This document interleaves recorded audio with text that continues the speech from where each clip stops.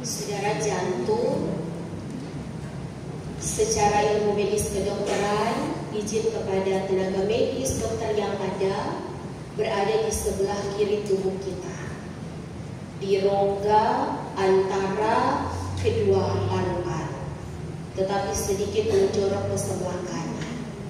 Saudara, jantung berfungsi memompa oksigen ke seluruh tubuh, tetapi juga nutrisi ke seluruh tubuh. Dan jantung juga memompa racun yang kita dapat lewat makanan tapi juga udara ke paru-paru dan menukarnya dengan oksigen. Dan karena jantung yang sehat, orang saat ini masih hidup. Amin. Saudara, kalau pendeta katakan salam hai kamu yang diberkati, mari tangan kanan pegang dada sebelah kiri pun bilang ya, saya diberkati. Boleh? Salam hai kamu yang diberkati. Haleluya, orang diberkati. Sekali lagi, salam hai kamu yang diberkati. Haleluya, orang diberkati. Saudaraku, Tuhan adalah Tuhan, tetapi Tuhan bukanlah Tuhan.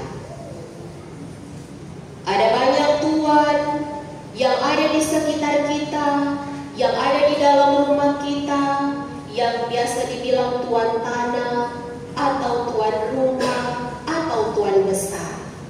Artinya dia pemilik tanah, artinya tuan besar dia dihargai dan dia dihormati. Artinya tuan rumah berarti dia pemilik rumah.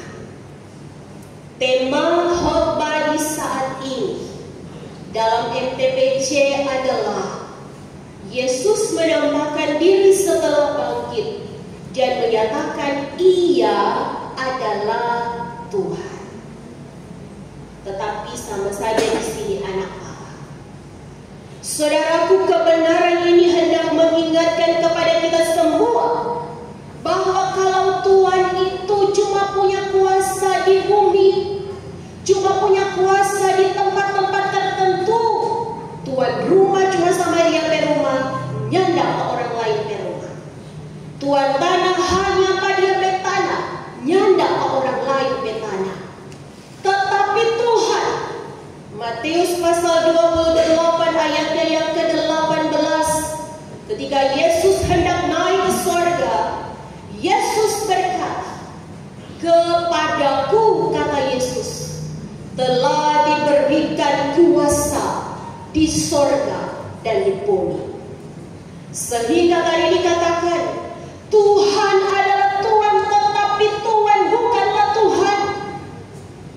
Tuhan adalah Dia yang berkuasa di sorga tapi juga di bumi ini. Dan karena itu Tuhan adalah gelar dari Yesus. Yesus siapa? Dia adalah Allah. Sehingga kita orang percaya atau orang Kristen menyembah Allah di dalam Yesus yang adalah Tuhan kita. Saudara, sekali lagi, Tuhan adalah gelar. Allah adalah oknum yang wajib keberadaannya. Dan karena itu kita kenal di dalam Yesus Kristus.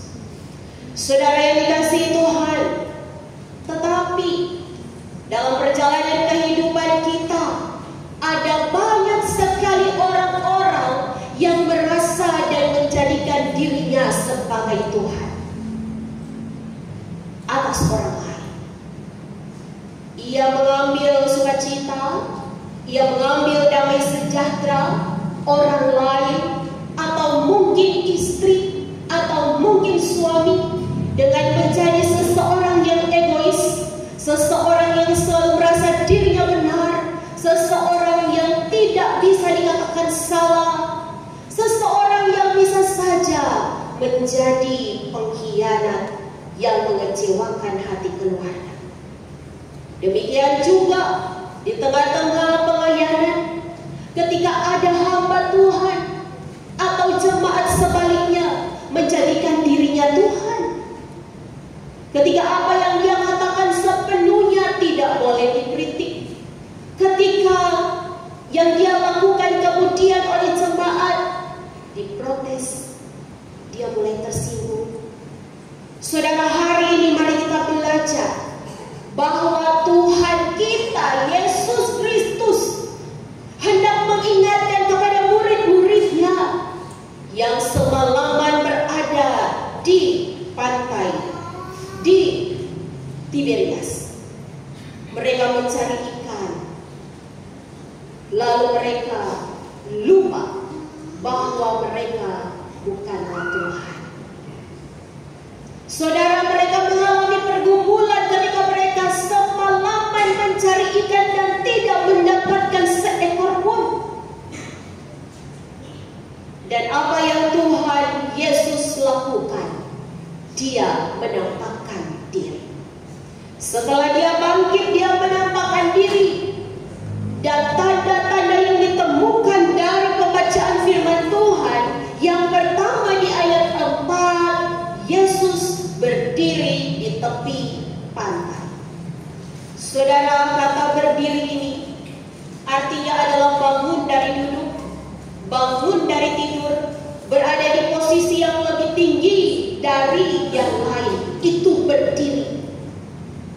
Maka kata berdiri dalam bahasa asli hendak mengingatkan bahwa Yesus benar-benar telah bangkit.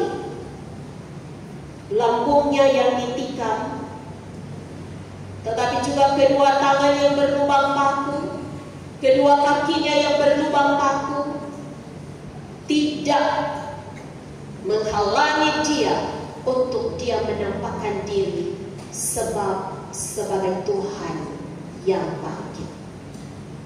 Saudara yang dikasihi oleh Tuhan, yang kedua, tanda dari kebangkitan Yesus di ayatnya yang kelima, yakni Yesus berkata, Yesus bertanya, adakah lauk di situ? Orang yang hidup, dia pasti berbicara. Sekalipun seorang tunarungu, dia mengeluarkan bunyi, dia berbicara dengan caranya, tetapi kita dapat mendengar. Yesus benar-benar bangkit. Dia menjadi manusia dan dia berkata, dia bertanya, dia berbicara. Dengan bertanya, adakah lauk? Di ayat yang kelima. Tanda yang keenam, Yesus bangkit adalah ia memberi perintah. Tebarkanlah jalamu di sebelah kanan. Dan karena itu murid-murid pun melakukannya. Saudara, ketika murid-murid menebarkan jala di sebelah kanan, salah seorang murid pun mengenal Yesus, yaitu murid yang dikasihi, dan dia pun berkata, itu Tuhan.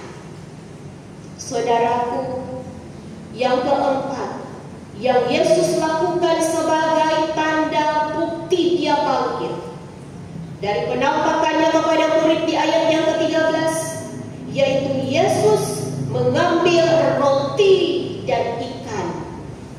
Sesudah dia bikin arak, dia bilang ke murid-murid yang sudah apa ini ikan 153 ekor, jalannya tidak koyak. Mujizat yang Yesus lakukan setelah semalaman mereka tidak mendapatkan ikan. Yesus pun mengambil roti dan ikan dan memberikannya kepada murid-muridnya. Artinya apa, saudara? Bahwa apa yang telah ia katakan, ia akan bangkit pada hari yang ketiga, benar-benar terjadi, benar-benar digenapi. Sebab malam sebelum dia disalibkan, dia juga mengambil roti, memecah-mecahkannya dan berkata, anak manusia akan diserahkan, mati dan bangkit di hari yang ketiga. Saudaraku, di tengah-tengah kehidupan kita saat ini mungkin orang yang lihat Yesus lagi sebagai manusia, sebab dia telah bangkit, dia telah naik, dan Roh Kudus telah ia turunkan menjadi Tuhan atas kita. Kita tidak lagi melihat dia, tetapi sesungguhnya dia juga menampakkan diri dalam kehidupan kita sebagai orang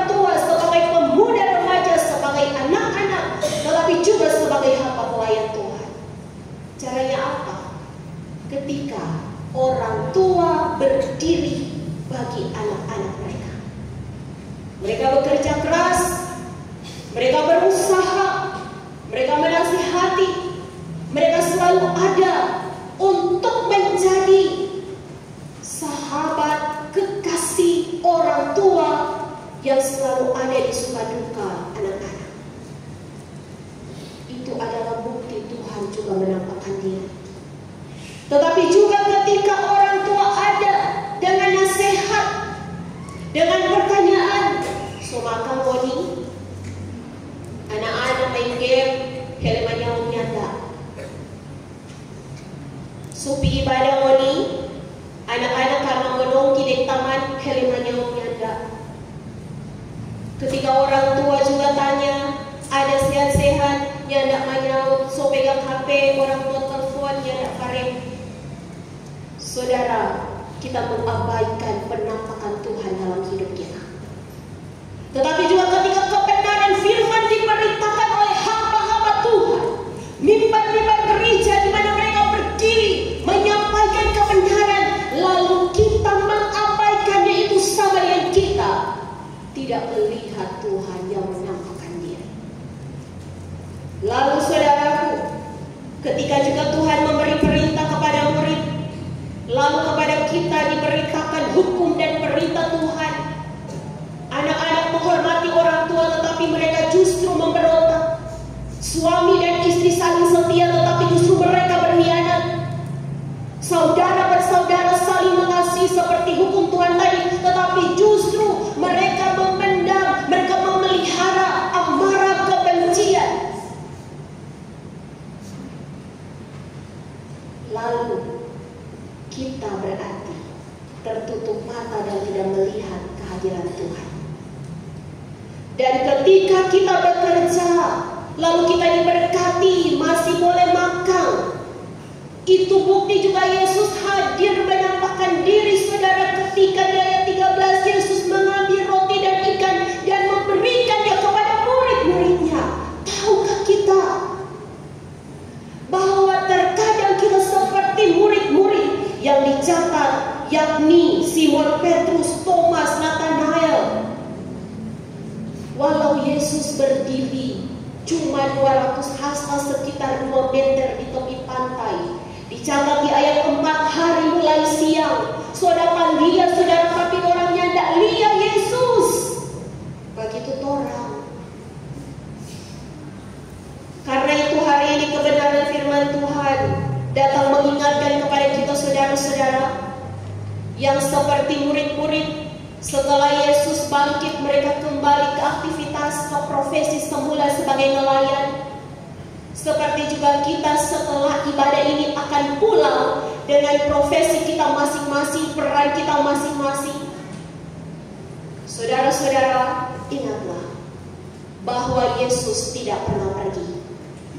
Sebagaimana Dia adalah Tuhan yang berkuasa di sorga dan di bumi, maka Dia tidak pernah pergi. Dia menampakkan diri setiap saat kepada kita.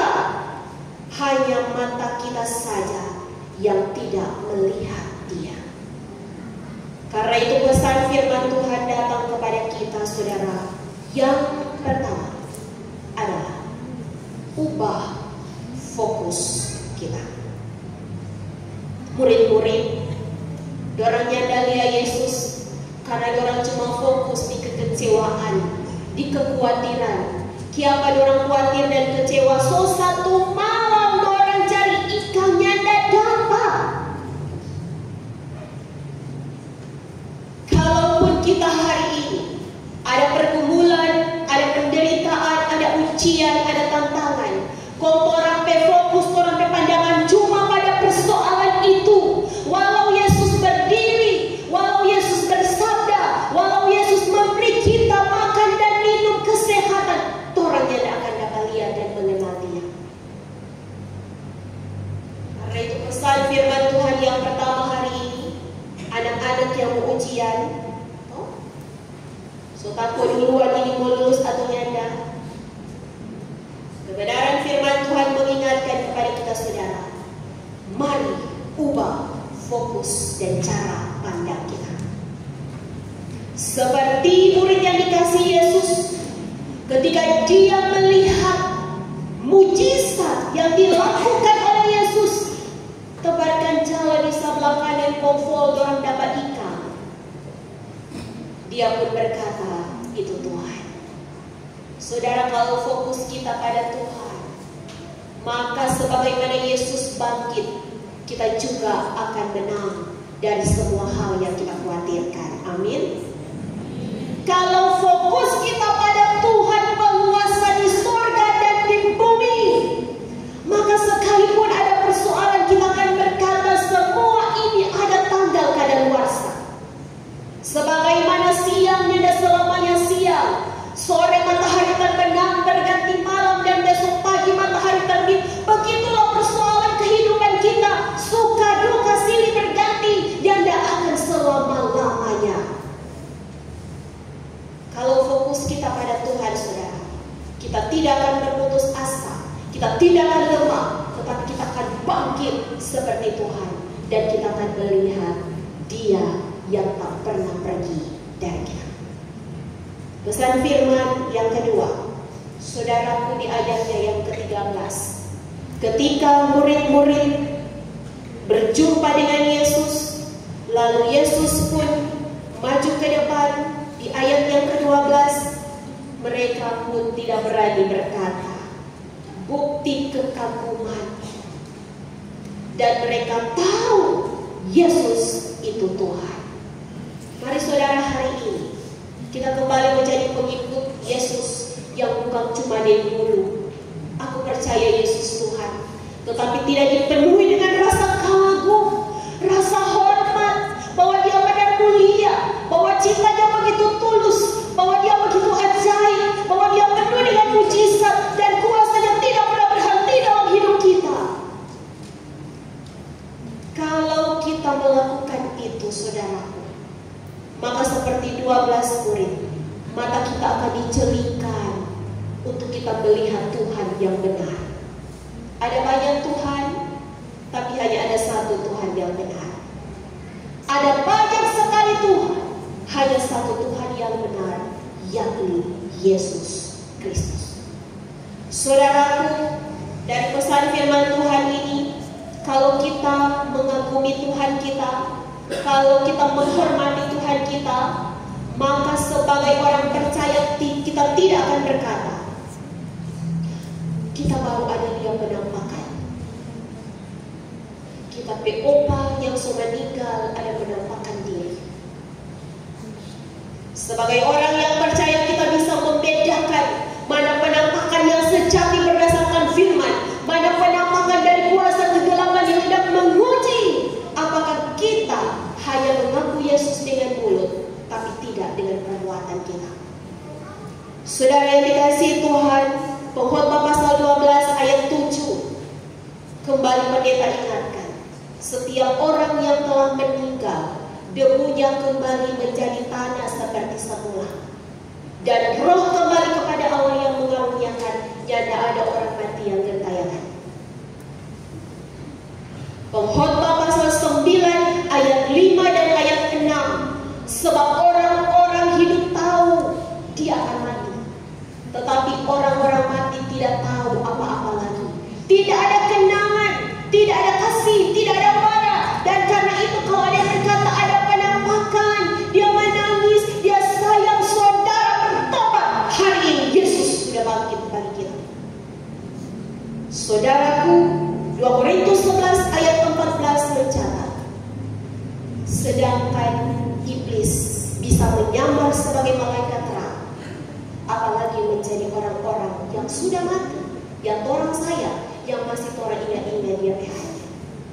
Karena itu sekali lagi pesan firman yang kedua, sembahlah Tuhan yang benar, hiduplah untuk Tuhan.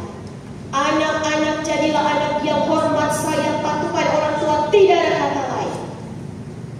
Sebagai siswa, mari rajin belajar, pilih teman yang baik, rajin beribadah. Orang-orang tua mari berteladan, jangan cuma suka tuh anak-anak berhasil, jangan cuma suka anak-anak punya karakter baik, tapi ada seingat orang tua